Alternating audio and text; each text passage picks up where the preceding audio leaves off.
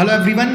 अभी एक video live हुई है, रेलवे होगी प्राइवेट, कौन सा स्टॉक पोर्टफोलियो में ले, लेकिन कौन सी कंपनी रेलवे चलाएगी वो जानेंगे आज।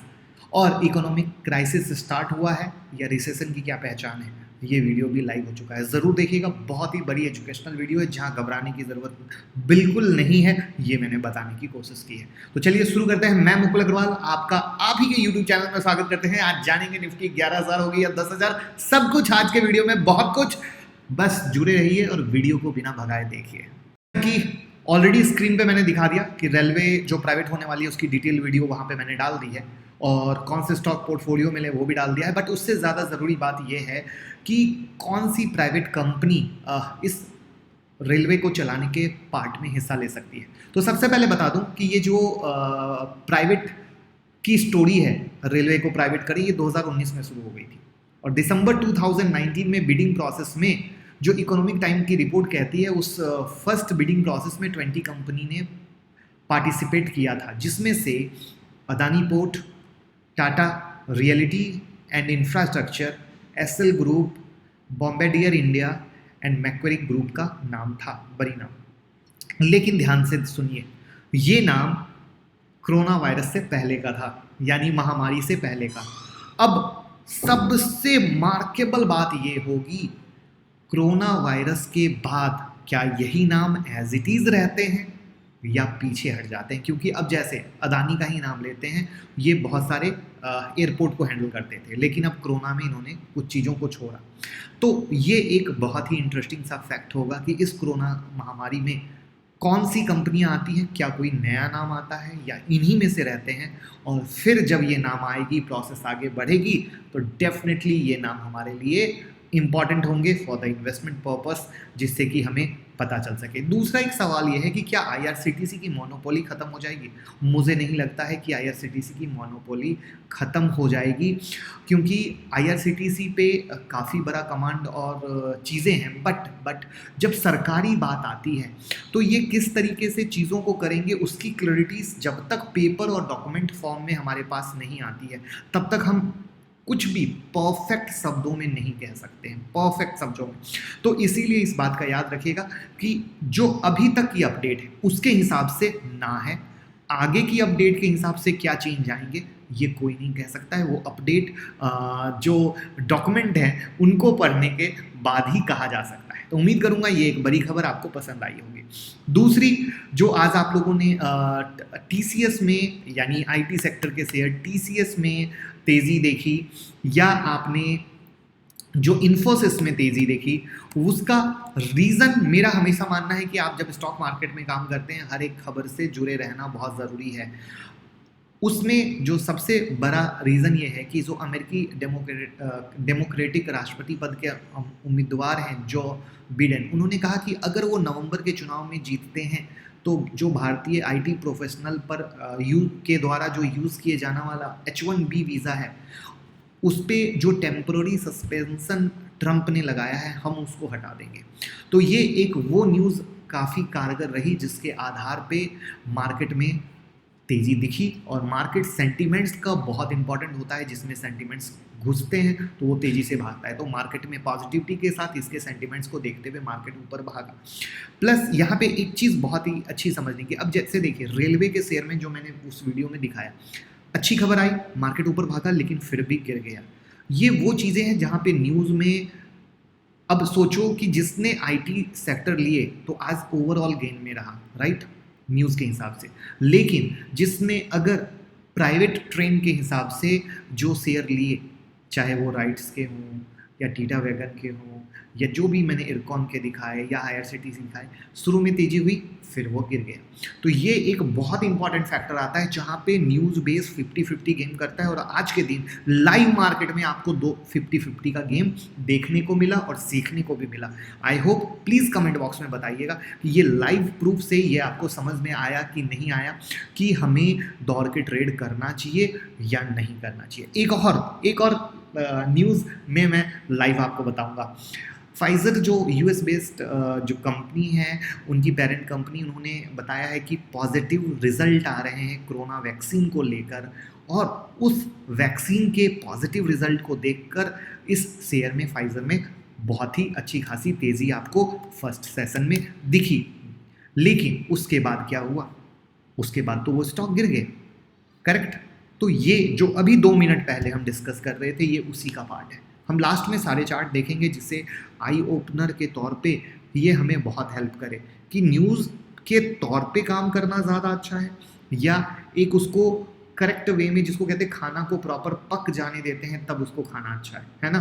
तो सिर्फ स्मेल देख के भागना अच्छा नहीं है, खाने को अच्छी तरह से पक जाने दीजिए, फिर खाने की कोशिश कीजिए, वो हमेशा फ़ायदेमंद रहता है। और आज इसका लाइव प्रूफ देखने को मिला, और ऐसे लाइव प्रूफ बहुत बार देखने को मिलते हैं। और मेरी वीडियो में हमेशा कोशिश होती है मैं आपको इस तरीके से कुछ एजुकेट करने की कोशिश करूँ जिससे आपको फ़ायदा मिले। वैक्सीन बनेगा बिल्कुल इसके लिए अच्छा रहेगा, कंपनी के लिए अच्छा रहेगा। आज मार्केट में भी जो रैली हुई है इस वैक्सीन के आधार पे, इस पे बहुत ही अच्छी रैली देखने को मिली है। बट ये बहुत ही यूनिक और बहुत ही इंपॉर्टेंट बात है जहाँ पे अगर आप ध्यान देते हैं तो पैसा कमा भी सकते हैं और नुकसान से बच भी सकते हैं।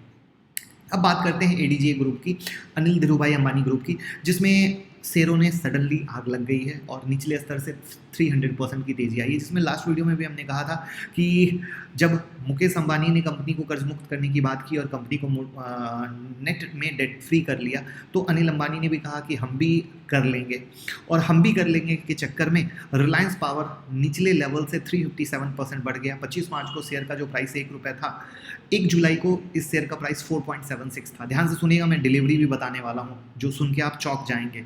रिलायंस इंफ्रास्ट्रक्चर में 349% की तेज़ी हुई, रिलायंस कैपिटल में 243% की तेज़ी हुई। तो रिटर्न चौंकाने वाला है, लेकिन उससे भी बड़ी बात, जो इन स्टॉक ने इन्वेस्टर का 98% पैसा डुबोया, उस 98% डुबोए पैसे की रिकवरी ये नहीं है। जो सबसे बड़ी चीज़ है, इस तेज़ी में सावधान रहने की ज़रूरत है, क्योंकि जो डेटा बता रहे हैं या जो रिसर्च एनालिस्ट बता रहे हैं, जो अभी मार्च में, अप्रैल में जो सबसे ज़्यादा खाता खुले हैं, जो नए लोगों ने मार्केट में एंट्री की है, उन्हें मार्केट की समझ कम है और उस समझ के कारण वो ऐसे कंपनियों में पैसा लगा रहे हैं क्योंकि कहीं ना कहीं इन कंपनियों का नाम बना पड़ा था। तो जो लोग मार्केट से जुड़े नहीं हैं, उन्हें उसकी उतनी समझ नहीं होने के कारण वो नाम को देखकर पैसा डालते हैं, और उस नाम को देखकर पैसा डालते हैं तो वहाँ पे ये पेनी स्टॉक उन्हें सस्ते लगते हैं क्योंकि इन्वेस्टमेंट भी कम होती है, और उसके आधार पे ये उसमें घुस जाते हैं। तो ये एक गड़बड़ चीज़ हो सकती है, जिसमें जो डेटा बता रहा है 1 जुलाई को रिलायंस इंफ्रास्ट्रक्चर में वॉल्यूम में डिलीवरी योग्य जो शेयरों की हिस्सेदारी थी वो 60% से ज़्यादा थी, रिलायंस पावर में 55% थी। इससे आप समझ सकते हो कि शेयर में दबा के डिलीवरी लोग उठा रहे हैं। और प्लस जैसा कि वीडियो के शुरू में ही मैंने बोला कि अनिल अंबानी ने भी ये कहा कि मैं कंपनी को डेट फ्री करूँगा और इसके लिए मैं कार्यरत हूँ, तो ये भी एक बड़ा फैक्टर हो सकता है। लेकिन देखने वाली बात होगी कथनी और करनी में, और शुरू दिन से कथनी और करनी, मुकेश अंबानी और अनिल अंबानी की कथनी करनी में बहुत ही ज़मीन आसमान का फ़र्क आप सबको और सबको देखने को मिला होगा। तो ये बहुत ही ध्यान देने वाली बात होगी कि आंख बंद करके ट्रेड करें या आंख खोल के करें, वरना हम ही मुश्किल में आ सकते हैं। अब बात करते हैं चार्ट्स की, जो मैंने कहा था कि मैं चार्ट्स आपको दिखा दूंगा। जैसे देखिए, ये फाइजर का चार्ट था, गैप अप खुला और फिर डाउन हुआ। या अगर हम चार्ट्स में बात करें, रेलवे के स्टॉक्स की बात करें, जो मैंने कहा था कि मैं आपको दिखाऊंगा, देखिए कितनी बड़ी मंदी हुई, हाई जाके न्यूज़ बेस पे ऊपर जाके फिर मार्केट गिर गया। तो ये बहुत ही एजुकेशन का वीडियो है, जिसमें आज देखिए न्यूज़ बेस में या मार्केट की टेंडेंसी को देखते हुए TCS ने या इन्फोसिस ने अपनी तेज़ी को होल्ड करके रखा। अब फाइनली बात करते हैं निफ्टी की। निफ्टी क्या होने वाली है, 11,000 या 10,000। निफ्टी का चार्ट आपके सामने है, 10,562 के ऊपर में है। अगर मार्केट 10,560 के ऊपर में अगर सस्टेन बेस पे क्लोज करती है, वीकली क्लोज करती है, तो डेफिनेट 11,000 की तरफ दौड़ने की कोशिश करेगी। बाकी बीच में जितने भी अपडेट्स होते हैं टाइम टू टाइम, वो टेलीग्राम, ट्विटर पे या रात की मंडे टू फ्राइडे की वीडियो में हम आपके लिए अपलोड करेंगे। तो कल जो वीकली क्लोजिंग आएगी, वीकली क्लोजिंग, फ्राइडे की क्लोजिंग आएगी, वो बहुत ही इंपॉर्टेंट आने वाली है। और मैं तो चाहूँगा या तो तोड़ के भागे, जो ये गिटर पिटर इतने दिन से इसने लगा रखा है, इसको ख़त्म करे, या फिर इसको जो गिरना है जिस इस रेसिस्टेंट पे ये बार बार लगातार रुक रहा है, जैसे पहले 553 का हाई मारा था फिर गिरा था, वैसे ही अभी अगर आप देखो तो 596 का हाई मार के 562 के पास में है। तो ये एक डेफिनेटली देखने वाली बात होगी कि कल मार्केट किस तरीके से चलता है, लेकिन अगर इसके मार्केट के ऊपर में, इस लेवल के ऊपर में रहता है और वीवैप MACD RSI से हमें बाइंग की हेल्प मिलती है, तो हम इंट्राडे में बाइंग भी खेलने में चूकेंगे नहीं, जिसकी स्टडी हमने ऑलरेडी आप लोगों को दी हुई है, जिसको हम प्रॉपरली यूज़ कर सकते हैं। तो उम्मीद करूंगा सारी इन्फॉर्मेशन निफ्टी से लेकर आरकॉम का, TCS से लेके फाइजर का, रेलवे में कौन सी प्राइवेट कंपनियां रेलवे चला सकती हैं, हर एक इन्फॉर्मेशन शार्प क्रिस्प क्लियर होगी, जिसका आप फ़ायदा ले सकेंगे।